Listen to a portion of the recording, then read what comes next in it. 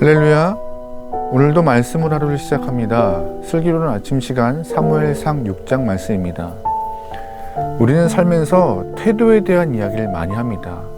태도가 그 사람의 인생을 좌우하기 때문이죠. 그런데 오늘 우리가 보고 있는 본문 말씀도 태도에 대한 이야기를 하고 있습니다. 1절부터 2절 말씀입니다. 여호와의 궤가 블레셋 사람들의 지방에 있는지 7달이라. 블레셋 사람들이 제사장들과 복수자들을 불러서 이르되 우리가 여호와의 궤를 어떻게 할까? 그것을 어떻게 그 있던 곳으로 보낼 것인지 우리에게 가르치라. 아멘.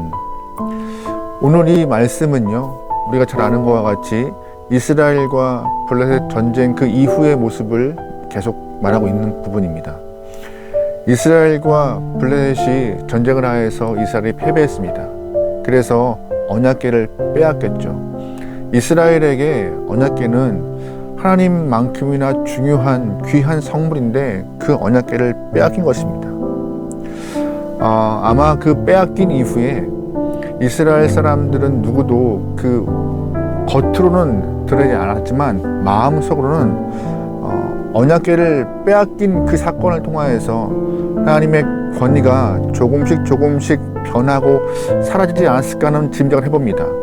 왜냐하면 블레셋 전쟁에서 우리의 신이 블레셋 신에게 졌다라고 생각했을 수 있는 그런 해석의 가능성이 많기 때문이죠. 블레셋 사람들이 가지고 있던 그런 고대 수호신의 개념을 이스라엘 사람들도 마음에 품고 있었을 것입니다. 그런 생각이 없었으면은 언약궤를 갖고 와서 다시 전쟁을 치를 생각을 하지 않았겠죠.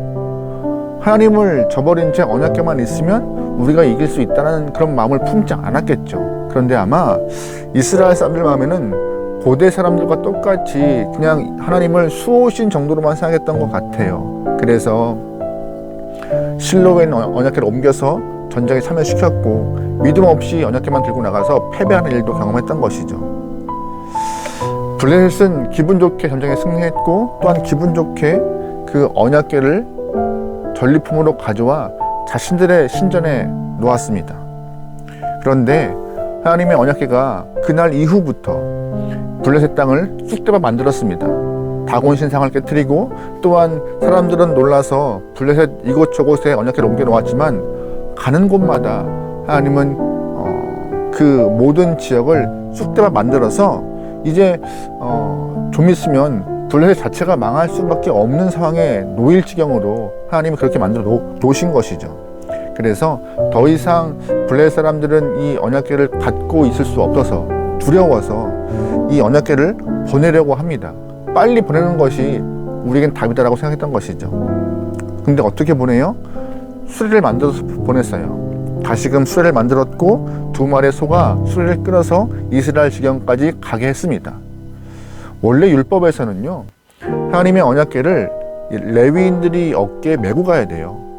수레 메고 수레에 실어서 보내는 일은 절대 있을 수 없는 일인데 오늘 본문에 보면은 율법도 모르고 말씀도 모르는 블레셋 사람들은 하나님의 언약궤를 수레에 실어서 보냅니다. 그런데 신기하게도 아무 사고 없이 이스라엘 지경, 즉 벳세메스까지 도착을 합니다. 그렇다면 이스라엘 지경 벳세메스 사람들은 언약궤가 자신들의 고향에 들어왔을 때 어떠한 반응을 보였을까요? 어떠한 모습을 보였을까요? 본문 19절에 그 말씀을 기록하고 있습니다. 벳세메스 사람들이 여호와의 궤를 들여다본 까닭에 그들을 치사 50,070명을 죽이신지라. 여호와께서 백성을 쳐서 크게 사륙하였으므로 백성이 슬피 울었더라. 아멘. 말씀을 보면 50,000명에다가 이렇게 괄호를 쳐놨어요. 그 이유가 뭐냐? 구약 성경에 여러 사본들이 있는데 어떠한 사본에는 50,070명이라고 이렇게 기록되어 있고 어떠한 사본에는 50,000명이 빠진 채 70명이라고 기록되어 있던 것 같습니다. 그래서 아예 이 50,000명이라는 괄호를 쳐놓고 둘 다 기록하는 것 같아요. 근데 정황상 보면은요, 당시 벳세메스의 크기를 보아도 50,070명이 아니라 70명이 더 적당한 것 같습니다. 그건 제 개인 견해입니다. 어쨌든 얼마의 수가 죽었든 상관없이 오늘 본문을 보면 하나님께서 이스라엘 벳세메스 사람들을 치신 거예요. 그들을 징벌하시고 그들을 죽이신 것입니다. 직설적으로 말하면은 하나님이 같은 편을 치신 것이죠. 블레셋 사람들이야 언약궤를 빼앗아 갔고, 블레셋 사람들이야 하나님의 이름을 막는 데 일컬었고, 블레셋 사람들이야 신성 모독으로 하나님이 징벌하셨던 것은 이해하지만 같은 편인 이스라엘 사람들 70명을 죽이셨는데 그 이유가 뭘까요? 어떠한 죄 때문에 그럴까요? 아까 읽었던 19절 말씀에 언약궤를 들여다본 까닭이라고 정확히 명시되어 있습니다. 율법에도 같은 맥락의 말씀이 있어요. 민수기 4장 말씀에 이런 편이 있는데요. 그들은 잠시라도 들어가서 성소를 보지 말라. 그들은 죽으리라. 아멘. 민수기 말씀 보면은 성소를 보아도 죽는데요. 그러면 성소 안에 뭐가 있어요? 언약궤요. 그러면 언약궤를 보면 당연히 목숨을 내놓아야 하는 일인 것이죠. 그만큼 말씀은 말하고 있어요. 하지 말라라고. 레위인들이 성소를 자기 이미지로 보는 날이면 하나님은 그들을 징벌하겠다고 명시하는 말씀이에요. 성소는 단 한 명, 1년에 한 번 대제사장이 대속죄일에 들어가는 것입니다. 그곳이 성소예요. 그것도 대제사장이 자신의 죄가 있지 않게 하기 위해서 회개하고 성결하게 한 이후에 들어가는 거예요. 혹시나 회개하지 못한 죄, 나도 모르는 죄가 있을까 해서 발목이나 허리에 방울 달린 줄을 메고 들어갑니다. 혹시나 몰라서 죄 때문에 죽을까 봐. 그러면 누구도 못 들어가니까는요, 끌어내야 하기 때문에 그러한 만반의 준비를 하고 들어가는 곳이 성소인데, 그 성소에 있는 언약궤, 그 언약궤를 향하여서 베스메스 사람들이 소홀히 경홀히 대하고 있는 것입니다. 하나님은 성소도 이렇게 엄격히 대하고 계신데 그 안에 있는 언약궤야 오죽하시겠어요. 그렇다면 베스메스 사람들이 이 율법 몰랐을까요? 왜 몰라요? 알았죠. 먹고 사는 문제가 아니라 죽고 사는 문제인데 왜 몰라요 이걸?